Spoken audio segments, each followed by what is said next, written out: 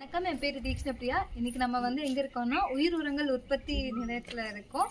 நம்ம இன்னைக்கு உயிர் உரங்கள் எப்படி உற்பத்தி பண்றதுன்னு விரிவா பார்க்கலாம். முன்னாடி சொன்னது போல பயோ ஃபர்டிலைசர்ஸ் பத்தி தான் நம்ம இன்னைக்கு பார்க்க போறோம்.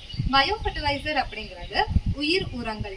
உயிர் உரங்கள்னா என்ன? ஒண்ணும் இல்லைங்க, இயற்கையாவே நிலத்துல செடிகளுக்கு நன்மை பயக்கும் நுண்ணுயிர்கள் இருக்கும். அதோட அளவு குறையறதுனால செடிகளோட வளர்ச்சி தடைப்படுது. இத நம்ம அந்த நன்மை பயக்கும் நுண்ணுயிர்களை நிலத்திலிருந்து எடுத்து உற்பத்தி பண்ணி திருப்பும் நிலத்துக்கே கொடுக்கறதுனால அந்த செடிகளோட வளர்ச்சி அதிகமாகுது.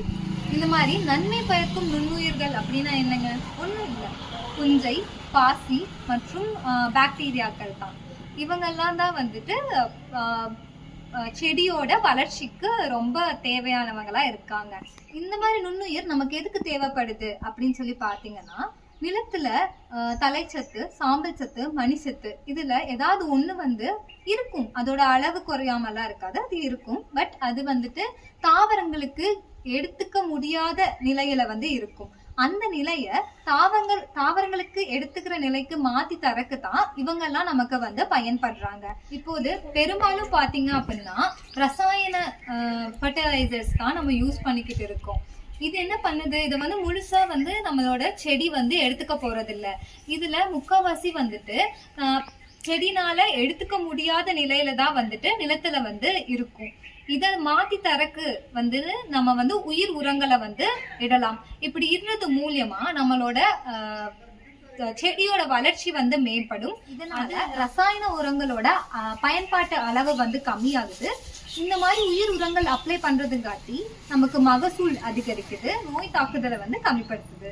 தமிழ்நாடு அரசுக்கு கீழே உயிர் உரங்கள் உற்பத்தி செய்யறதுக்கு 22 மையங்கள் இருக்கு. இப்ப நம்ம பவானில இருக்க உயிர் உரங்கள் உற்பத்தி மையத்துலதான் இருக்கோம். தமிழக அரசுக்கு கீழே இருக்க இந்த 22 மையங்களிலுமே திரவ நிலையில இருக்கிற பயோ ஃபர்டிலைசர்ஸ் மட்டும்தான் உற்பத்தி பண்ணிட்டு வராங்க. இதுல 2 விதம் இருக்குங்க. ஒண்ணு திரவ நிலையில இருக்கிறதும், மற்றொன்று கேரியர் ஃபார்முலேஷன்ல இருக்கிறதும். திரவ நிலை அப்படிங்கிறது லிக்விட், தண்ணி மாதிரி இருக்கும், அதை விட்டுருங்க. கேரியர் ஃபார்முலேஷன் அப்படிங்கிறது நம்மளோட அப்ளை பண்றதுக்கும் ஸ்டோரேஜ் பண்ணி வைக்கிறதுக்கும் அந்த நியூட்ரியன்ட் ஃபுல்லா பிளான்ட்டுக்கு போகிறதுக்கும் ஒரு கேரியர் மெட்டீரியல் நம்ம யூஸ் பண்ணி பண்றது தான் கேரியர் ஃபார்முலேஷன். பட் இது பண்ணோம் அப்படின்னா ஷெல்ஃப் லைஃப் ரொம்ப கம்மியா இருக்கு அப்படின்னு சொல்றாங்க. அது இல்லாம கேரியர் ஃபார்முலேஷன்ல காலனி, பாக்டீரியல் காலனி லோட் அப்படிங்கிறது கம்மியா இருக்கும்.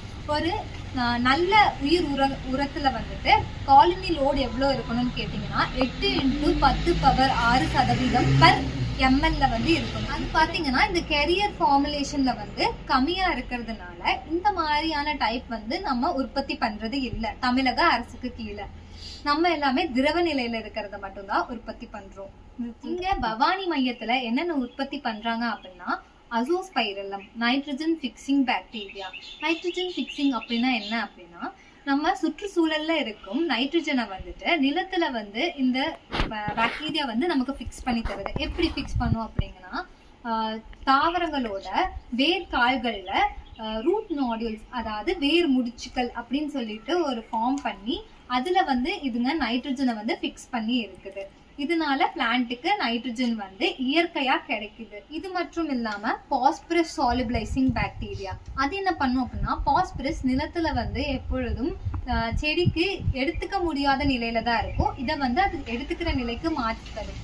இது இல்லாம zinc mobilising bacteria, potash சாலிபிளைசிங் bacteria, இதெல்லாம் தயாரிச்சுட்டு இருக்காங்க. இது இல்லாம நைட்ரஜன் பிக்சிங் பாக்டீரியாவும் பாஸ்பரஸ் சாலிபிளைசிங் பாக்டீரியாவையும் சேர்த்து அசோபாஸ் அப்படிங்கிற ஒரு உயிர் உரங்களையும் இவங்க தயாரிச்சுட்டு இருக்காங்க. மேல் சொன்ன பொருட்களோட உற்பத்தி பத்தி நம்ம விரிவா பார்க்கலாம்.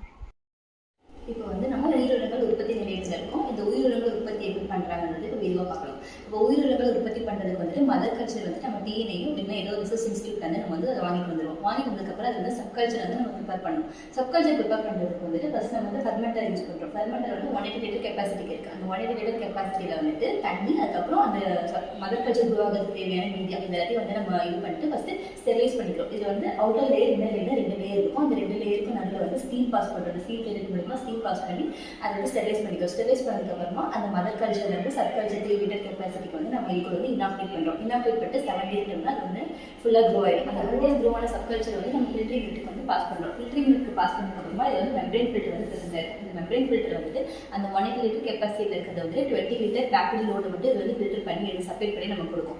அந்த செப்பரேட்டான 20 லிட்டர் பேக்டீரியல் லோடு வந்து நம்ம செல்ஃபாஸில் வச்சு மறுபடியும் இன்குபேட் பண்ணுறோம் 7 daysக்கு.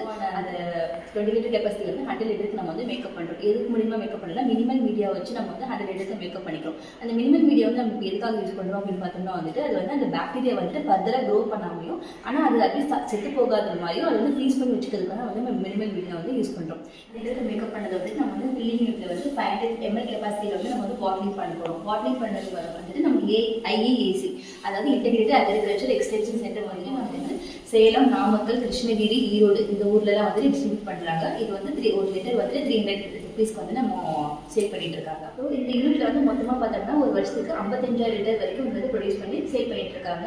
அதுக்கப்புறம் இது வந்து பார்த்தோம்னா வந்து ஷேக்கர். இது வந்து எதுக்காக யூஸ் பண்ணுறோம்னா வந்து யூஸ் பண்ணுறது எல்லாமே வந்து அரபிக் பாக்டீரியாஸ் தான் வந்து ப்ரொடியூஸ் பண்ணுறாங்க. அதனால் அது ஏஷன் கொடுக்கணுன்றதுக்காக வந்து இந்த ஷேக்கர் வந்து இங்கே யூஸ் பண்ணுறாங்க. மேலும் இது போன்ற தகவல்களுக்கு இணைந்திருங்க Bhavani JK Chem Cash. Like பண்ணுங்க, ஷேர் பண்ணுங்க, சப்ஸ்கிரைப் பண்ணுங்க.